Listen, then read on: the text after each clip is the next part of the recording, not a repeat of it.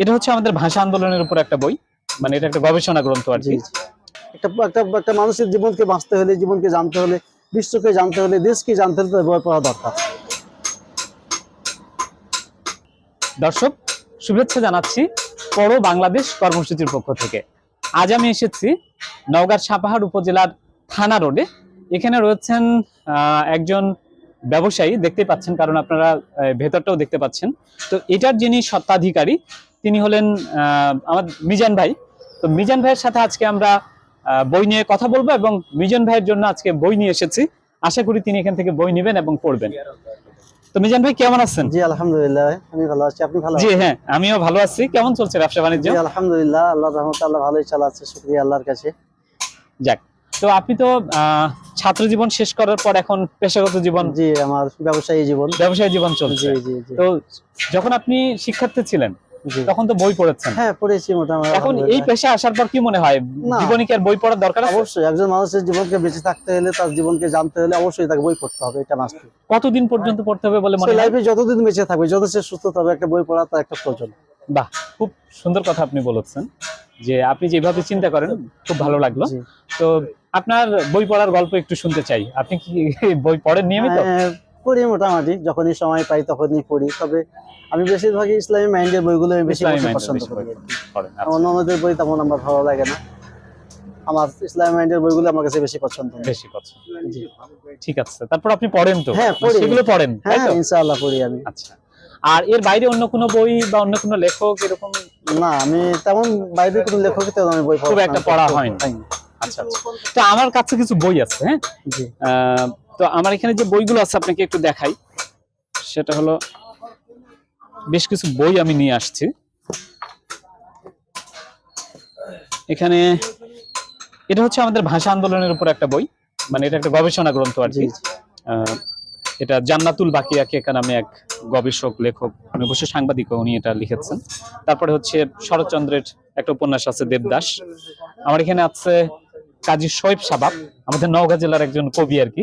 ওনার একটা কবিতার বই, ভালো কবিতা লেখেন। অন্নদাশঙ্কর রায়ের একটা ছড়ার বই আছে আমার কাছে।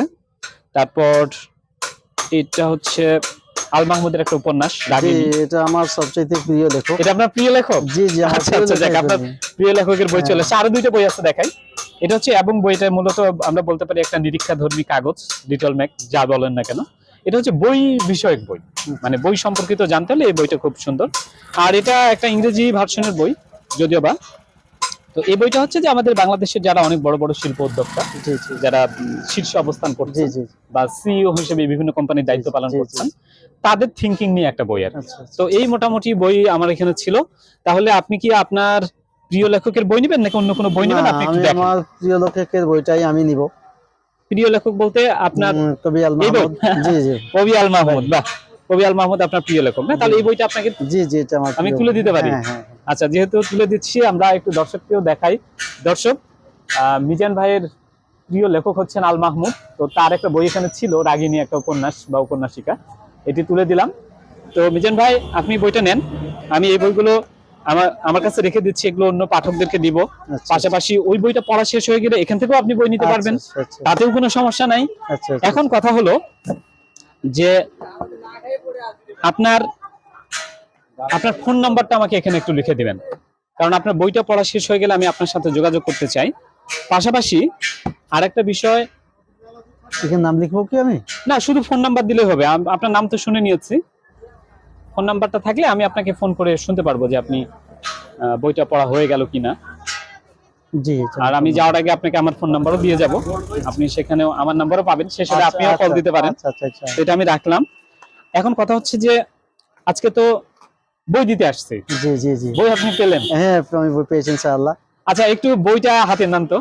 বইটা আপনার প্রিয় লেখকের বই, আমার ভালো লাগতেছে যে এরকম একটা মিলে যাবে। আপনার কেমন লাগলো আপনার প্রিয় লেখকের একটা বই হাতে পেলেন? খুব খুশি হয়েছি আমার প্রিয় লেখকের বইটা পেয়ে, আমি খুবই আনন্দিত আমি আজকে। জি, এবং এই বইটা আমি অনেক সন্তুষ্ট চিত্তে আমি পড়বো ইনশাআল্লাহ। পড়বেন তো? ইনশাআল্লাহ। যাক, আপনি পড়বেন, এতে আমরা খুশি। তাহলে আপনার এই বইটা পড়া হলে আপনার সাথে আমরা এই বইটা নিয়ে একদিন আড্ডা দিতে চাই। আপনি কি সময় দিবেন? ইনশাআল্লাহ ইনশাআল্লাহ। আপনার কোনো ক্ষতি হবে না তো? ব্যবসা বাণিজ্যের দিকে কোনো ক্ষতি হবে না ইনশাআল্লাহ। আচ্ছা, তাহলে আপনার কাছে আরেকটা বিষয় আমি একটু সর্বশেষ জানতে চাইবো। আমরা তো আপনাকে তো শুরুতেই বলেছি যে আমাদের এই অংশটা ভিডিও হচ্ছে, জি জি তো এই ভিডিওটা অনেক মানুষ দেখবেন। জি জি যারা বই পড়েন তারা যেমন দেখবেন, যারা বই পড়েন না তেমন মানুষও আমরা ভিডিওটা দেখবো। জি জি তো সবার উদ্দেশ্যে জি জি বই পড়া নিয়ে আপনার কোনো আহ্বান আছে যেটা আপনি মানুষকে বলতে চান? বই পড়ার আমার উপকারিতা বা প্রয়োজন নিয়ে। প্রত্যেকটা মানুষের জীবনে বেঁচে থাকতে হলে, ভালো কিছু জানতে হলে, দেশ জানতে হলে, বিশ্বকে জানতে হলে অবশ্যই তার বই প্রয়োজন, তার বই পড়া অপ্রয়োজনীয়, একদম পড়তেই হবে তাকে। আমরা যারা শিক্ষিত সমাজ আছি তাদের বই পড়া মানে যেটাকে বলা হয় অপরিসীম প্রয়োজন আমাদের। একটা মানুষের জীবনকে বাঁচতে হলে, জীবনকে জানতে হলে, বিশ্বকে জানতে হলে, দেশকে জানতে হলে তাদের বই পড়া দরকার। এটা আমাদের যাদের আমরা পড়তে জানি তার প্রত্যেকের উচিত আমাদের বই পড়া। খুব সুন্দর লাগলো আপনার কথা শুনে। আপনার মতোই আমরা সবাই যেন উপলব্ধি করতে পারি যে আসলে আমাদের বই পড়ার দরকার এবং বই পড়ার কার্যক্রম এগিয়ে চলুক। সবাই যার যার জায়গা থেকে সবাইকে বই পড়ার তৌফিক দান করে, সবাই যেন আমরা ছোট বড় যে যতটুকু জানি, যার কাছে যেটা ভালো লাগবে সবাই যেন বইগুলো পড়ি। এটা আমি সবাইকে বই পড়ার জন্য উৎসাহিত মানে পড়তে বলবো ইনশাআল্লাহ। তো আপনি আমাদেরকে সময় দিলেন, আপনাকে অনেক ধন্যবাদ। জি দর্শক, আপনারা দেখতে পাচ্ছেন মিজান ভাইয়ের দোকানে আমি খুব ভালো লাগলো উনার। আমি আসার সময় দেখলাম অনেক মানুষ এখানে ছিলেন, মানে এর মধ্যেও উনি যে আমাদেরকে সময় দিলেন এবং বিশেষ করে উনি যে বই ভালোবাসেন, বই পছন্দ করেন এবং তার প্রিয় লেখকের বই, মানে আমি তো আজকে খুব বেশি বই নিয়ে আসছিনি, 6-7টা বই সম্ভবত ছিল আমার কাছে। এর মধ্যে উনার প্রিয় লেখকের যে বই ছিল এটা আমার কাছে সত্যি একটা সারপ্রাইজ ছিল। মানে আমি আজকে আমার ভালো লাগছে যে আমি অন্তত একজন মানুষের প্রিয় লেখকের বইও তার কাছে পৌঁছে দিতে পারলাম। তো আপনার প্রিয় লেখকের নাম আপনি আমাকে কমেন্টস বক্সে জানাতে পারেন এবং সেই সাথে আমি চেষ্টা করব আপনার কাছেও আপনার প্রিয় লেখকের বই কিংবা আপনি যে ধরনের বই পছন্দ করেন সে ধরনের বইগুলো পৌঁছে দিতে। সবার ভালো থাকা হোক। আসুন আমরা বই ভালোবাসি, বই পড়ি এবং বই পড়ার আন্দোলনকে সমগ্র দেশব্যাপী আমরা ছড়িয়ে দিই। সবাই ভালো থাকবেন। আজকের মতো আল্লাহ হাফেজ। আল্লাহ হাফেজ।